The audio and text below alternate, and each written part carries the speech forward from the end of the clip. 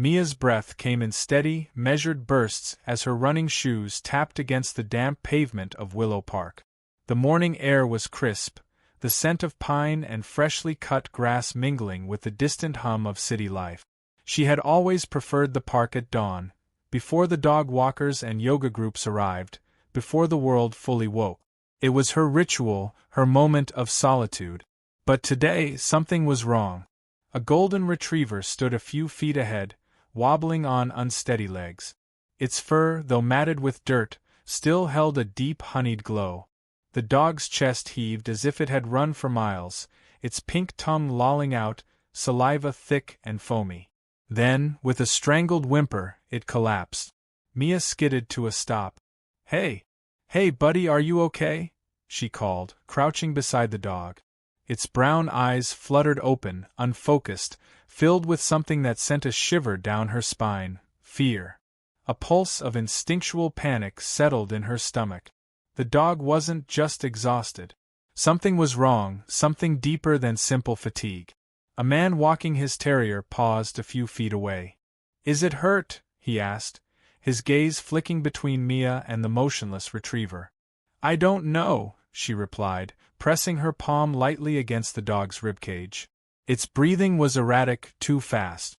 She could feel the sharp rise and fall of each inhale. "But it needs help." The man hesitated, then pulled out his phone. "I'll call animal control." "No," Mia said quickly.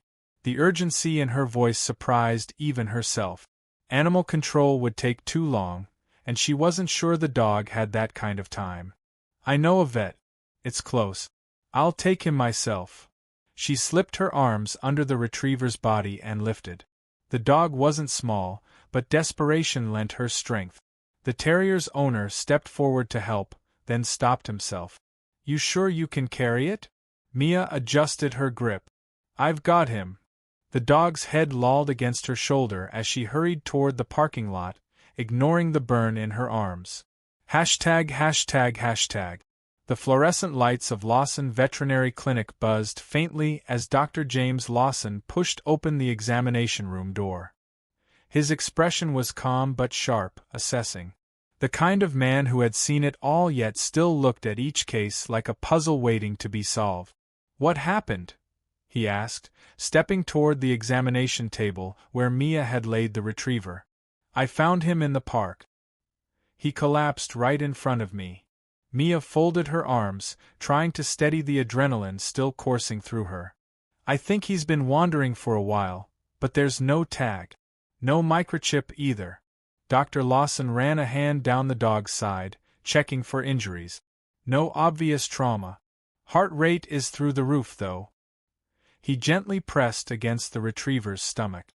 The dog flinched, a weak whimper escaping its throat. Dr. Lawson's fingers paused mid-examination. He pressed down again, more firmly this time. His brow furrowed.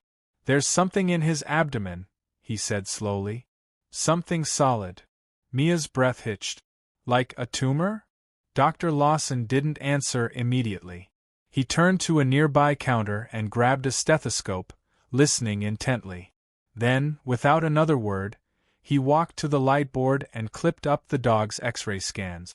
The black and white image flickered into view, and the air in the room seemed to tighten. Mia took a step closer, squinting at the screen. The dog's skeletal structure was clear, but inside its stomach, nestled among the ghostly outlines of organs, was a dark, metallic shape. Dr. Lawson exhaled through his nose.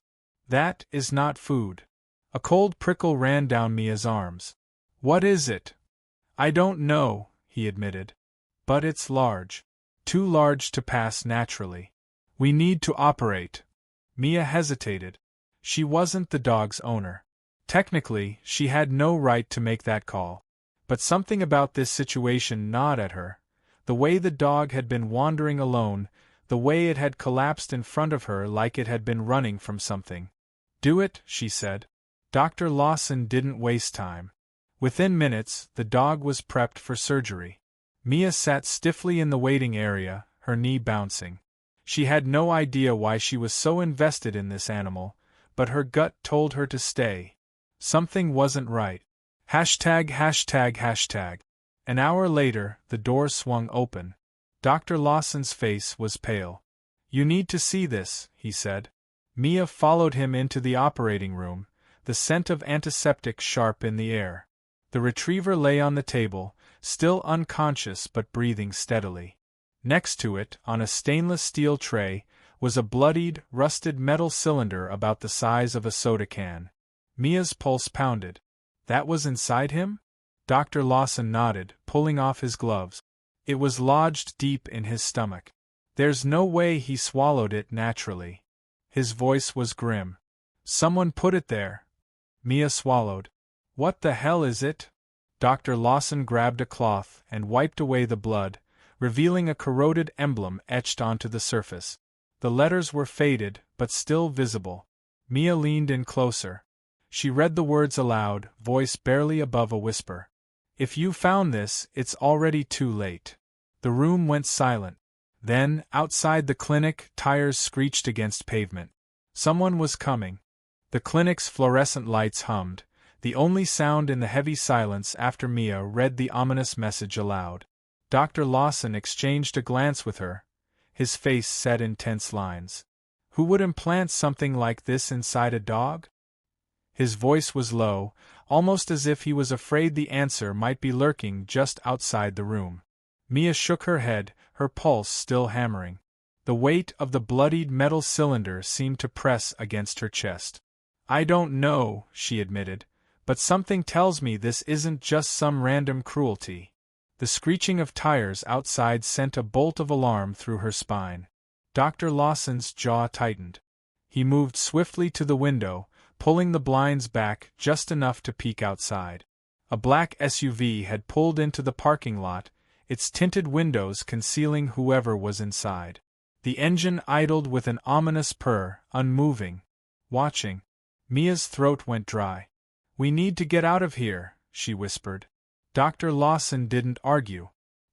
He turned to the operating table, glancing at the retriever, still unconscious, its golden fur rising and falling in slow, steady breaths. We can't leave him. Mia knew he was right. But how did they escape when they didn't even know who was out there, or what they wanted? A sharp knock at the clinic's front door made both of them freeze. Dr. Lawson? A voice called out, smooth and professional, but carrying an edge that raised every hair on Mia's body. We need to speak with you regarding an urgent matter. She could see the doctor's mind racing. He turned back to the blood-stained tray, picked up the metal object, and shoved it into a biohazard bag. Then, without hesitation, he placed the bag inside a small medical cooler and snapped the lid shut. Another knock, louder this time. Mia's hands clenched. We need a way out, she murmured. Dr. Lawson glanced toward the back of the clinic. The service door. Mia grabbed the cooler while he lifted the still-sedated retriever from the table, cradling the dog against his chest. Together, they moved quickly through the dimly lit hallway. The knock turned into pounding. Dr. Lawson, we know you're in there. The voice had lost its patience. Open the door. Now. Mia's stomach twisted as she reached the service door and pressed down on the handle. Lock. Dr. Lawson cursed under his breath. He shifted the retriever's weight in his arms, fumbling in his pocket for the keys. Come on, he muttered. A loud crash echoed from the front of the clinic. The door had been forced open. Footstep. Fast. Heavy. Mia turned to see shadows moving through the hallway, growing closer. Dr. Lawson finally jammed the key into the lock and twisted. The door swung open, revealing the narrow alley behind the clinic. Go, he hissed. Mia bolted into the cool night air, her grip tightening on the cooler. Lawson followed, the retriever limp in his arms. Behind them, voices shouted, **! They had been seen **! Stop! The alley was a dead end. A tall chain-link fence loomed ahead, the metal slick with recent rain. Mia's heart pounded as she spun, searching for an escape. Dr. Lawson didn't hesitate. He turned his body, shielding the retriever, and hissed, "Help me get him over." Mia dropped the cooler just long enough to scale the fence, her palms stinging as she gripped the sharp metal at the top. She swung one leg over, then the other, before reaching down. "Pass him up." Lawson hoisted the retriever, muscles straining, and Mia grasped the dog's front legs, pulling with everything she had. The retriever's weight nearly made her slip, but she dug her heels into the links and hauled him over, landing hard on the other side. Lawson followed, scrambling up just as footsteps pounded toward them. Gunfire shattered the night. A bullet pinged off the fence inches from Lawson's hand. Mia gasped, grabbing the dog and the cooler, stumbling away from the fence as Lawson hit the ground beside her. "Run!" They didn't look back. ####. The abandoned warehouse on the city's outskirts smelled of rust and damp wood. It was far from ideal, but after nearly an hour of weaving through back alleys, avoiding security cameras, and making sure they weren't followed, it was the safest place they had. Mia set the cooler down on an overturned crate and exhaled shakily. Dr. Lawson knelt beside the retriever, checking its vitals. The dog was still unconscious but stable. "We don't have long before he wakes up," he murmured. Mia leaned against the wall, trying to catch her breath. "What the hell is happening?" she whispered. Dr. Lawson unzipped his medical bag and pulled out a fresh pair of gloves. He reached for the biohazard bag inside the cooler and carefully peeled it open, lifting the blood-stained metal object back into the dim warehouse light. Mia's skin prickled. It looked even worse than before. Jagged, rusted edges, the corroded emblem barely legible. She swallowed hard. "We need to find out what's inside." Lawson hesitated for only a moment before reaching into his bag and retrieving a scalpel. With a precise, practiced motion, he pressed the blade against the metal's weakened seam. A faint click. Mia sucked in a breath. "Wait!" The cylinder popped open. Something small tumbled out, landing on the crate with a dull thud. Mia's stomach turned to ice. It was a USB drive. For a second, neither of them spoke. Then Lawson exhaled sharply. This is what someone went to all that trouble to hide? Mia's mind raced. Whatever was on that drive had been important enough for someone to implant it inside a dog, to hunt them down, to shoot at them. She picked it up, turning it between her fingers. It was old, scratched, and slightly dented from being inside the dog for who knew how long. But it was intact. Lawson met her eyes. "We need to see what's on it." Mia's hands shook as she reached for her backpack, unzipped it, and pulled out her laptop. As soon as she plugged the USB in, a single folder appeared on the screen. No name. No date. No description. Asterisk. Her finger hovered over the trackpad. "Open it," Lawson said. Mia clicked. A single video file popped up. The timestamp was unreadable, the title just a string of meaningless numbers. She double-clicked. The screen flickered to life. At first, the footage was grainy, dark and unfocused. But then, the image sharpened. A man sat in a dimly lit room, his face partially obscured by shadows. His eyes were wide, frantic. His voice, when he spoke, was urgent, desperate. "If you're watching this, I don't have much time." His breath hitched. "They're coming for me. And if they know you have this, they'll come for you too." Mia's blood ran cold. The man leaned closer to the camera. "Whatever you do, you cannot let them find this information. Trust no one." A loud bang in the background made him flinch. His breathing turned ragged. Then, just before the screen cut to black, a single name flashed across the bottom of the video. Mia felt the air rush from her lungs. Because she knew that name. A heavy silence settled between them as the screen went black. Mia's breath came shallow and uneven. She stared at the name flashing across the last frame of the video, her mind scrambling to process what she'd just seen. Elliot Grayson. It was impossible. He was dead. Dr. Lawson turned to her, his brow furrowed. "You know him?" Mia swallowed hard. Her throat felt dry, like sandpaper. "Not just know him. He was my father's best friend." Lawson's eyes widened. "And you never mentioned this?" "Because I thought he was gone. Disappeared 5 years ago. Officially, He was declared dead. Mia's fingers clenched against the laptop. But if this recording is recent, if he's still alive, then... A loud crash echoed outside. Both of them tensed. Mia lunged for the laptop, yanking the USB drive free, while Lawson grabbed the retriever and pulled him into the shadows. The warehouse's rusted walls creaked as a gust of wind whistled through cracks in the metal. Then, footsteps, Mia pressed herself against a stack of wooden crates, heart hammering. The retriever let out a faint, sleepy whimper, but Lawson shushed him with a gentle hand. The footsteps grew closer. Measured. Deliberate. A shadow passed the warehouse's broken window. Then another. They weren't alone. Mia's grip tightened on the USB. It was burning in her palm, not with heat, but with the weight of whatever information it contained. Someone was willing to kill for this. Lawson met her eyes and gestured silently toward the far end of the warehouse, a rusted emergency exit, barely hanging onto its hinges. Their only way out. The footsteps stopped. A low voice murmured something outside. Then, the door handle rattled Mia didn't wait. She grabbed the medical cooler, slung her backpack over one shoulder, and darted toward the emergency exit. Lawson followed, the retriever weakly stirring in his arms. Behind them, the front door burst open with a deafening crash. Shouts rang out.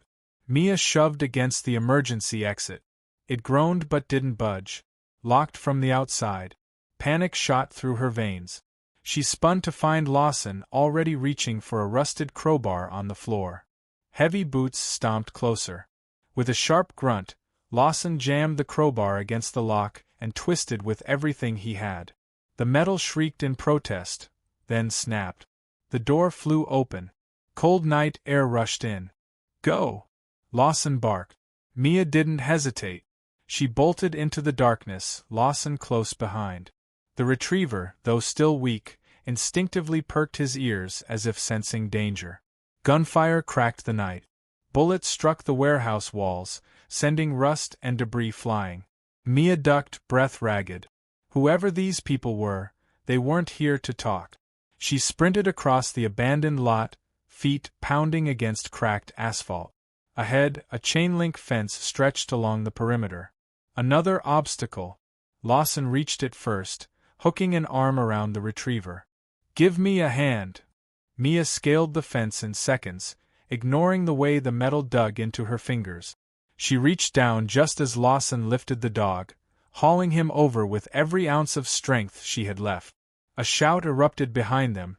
They were closing in Lawson grabbed the fence, pulling himself up. More gunfire. Mia's heart stopped as Lawson let out a strangled grunt. He slipped, lost his grip, fell hard onto the pavement below. "Lawson!" He groaned, rolling onto his side.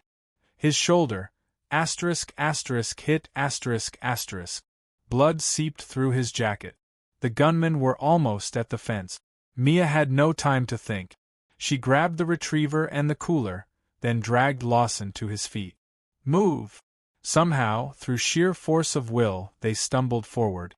Headlights flared in the distance. A car Mia's pulse pounded. Friend or foe? Then the driver's side door burst open. A man stepped out. Tall. Lean. A face shadowed by a hood. Mia's stomach twisted into knots. She knew that silhouette. Elliot Grayson. The dead man was standing in front of her. And he wasn't alone. "Get in," he barked. Mia hesitated for only a second, then shoved Lawson into the back seat, hoisting the retriever in after him. Gunfire ripped through the night. Elliot dove into the driver's seat, slamming the door shut. Tires screamed against the pavement as the car peeled away into the darkness. The tires screeched as Elliot swerved the car down a darkened alley, narrowly missing a stack of abandoned crates. The gunfire behind them faded, but Mia didn't dare relax. Her pulse thundered in her ears as she turned to Lawson. He was slumped against the seat, his face pale. Blood soaked through his jacket. "We need to stop the bleeding," she said, her voice tight with urgency. Elliot didn't look away from the road. There's a safe house a few miles out. We patch him up there. Mia clenched her jaw. She wanted to argue, to demand answers, but Lawson needed immediate help. She tore a strip from her sleeve and pressed it against his shoulder. His breath hitched, but he managed a weak smirk. "Remind me to never go on a rescue mission with you again," he muttered. Mia huffed, pressing down harder. "You're not allowed to die, Lawson. Not after everything." The retriever, still weak but alert, whined softly, resting his head against Lawson's lap. Elliot made a sharp turn onto an abandoned service road, the city lights disappearing behind them. The tension in the car was suffocating. Mia's fingers tightened around the medical cooler, its weight pressing against her lap. Finally, she couldn't hold back anymore. "You were supposed to be dead." Elliot exhaled sharply, gripping the wheel. "That was the plan." Mia narrowed her eyes. 5 years. 5 years, Elliot. My father thought you were gone. I thought you were gone. And now I find you here, dragging us into, what, exactly? Elliot's jaw tightened. "You wouldn't have made it out of there without me." "That doesn't answer my question." For a long moment, he didn't respond. Then, finally, he sighed. "I disappeared for a reason, Mia. People like the ones who came after you tonight, they don't stop. If they knew I was alive, they'd never stop hunting me." Mia's grip on the cooler tightened. "And yet, here you are." Elliot glanced at her, his gaze unreadable. "Because I saw the footage." Her breath caught. "You knew about the dog?" "I knew what was inside it," Elliot said grimly. "Or, at least, I had a suspicion." Mia exchanged a wary glance with Lawson, who was still weak but listening intently. "What's in the cooler, Mia?" Elliot's voice was low, cautious. She hesitated. They had barely escaped with their lives. She wasn't about to hand over their only evidence. "The vet extracted something," she said slowly. "Something dangerous." Elliot's knuckles whitened against the steering wheel. "Open it." Mia hesitated but eventually unlatched the cooler. The moment she lifted the lid, the soft glow of the capsule bathed the car's interior in an eerie blue light. Elliot cursed under his breath. "I was afraid of this." Mia stared at him. "What is it?" "It's not just a tracking device." Elliot's voice was grim. "It's a key." Her pulse stuttered. "A key to what?" Elliot exhaled sharply. "Something locked away for a long time. Something that, if it falls into the wrong hands, could start a war." Mia's stomach churned. "That's why they were after the dog." Elliot nodded. "And why they won't stop." A heavy silence filled the car. Mia glanced at the retriever. His brown eyes blinked up at her, trusting, unaware of the chaos surrounding him. "This dog," she whispered, realization dawning. "He was never meant to survive." Elliot didn't deny it. Mia's heart twisted. The retriever had endured so much, poisoned, left to die, carrying a secret he never asked for. Yet, despite it all, he had survived. And now, he was at the center of something bigger than any of them had imagined. Elliot pressed harder on the gas. "We don't have much time. We have to destroy that key before they find us again." Mia glanced at the glowing capsule, then at the retriever curled against Lawson. Destroy it? After everything they had been through, after nearly dying for it, was that really the only way? She wasn't sure. But she knew one thing for certain, ***, this wasn't over. ***.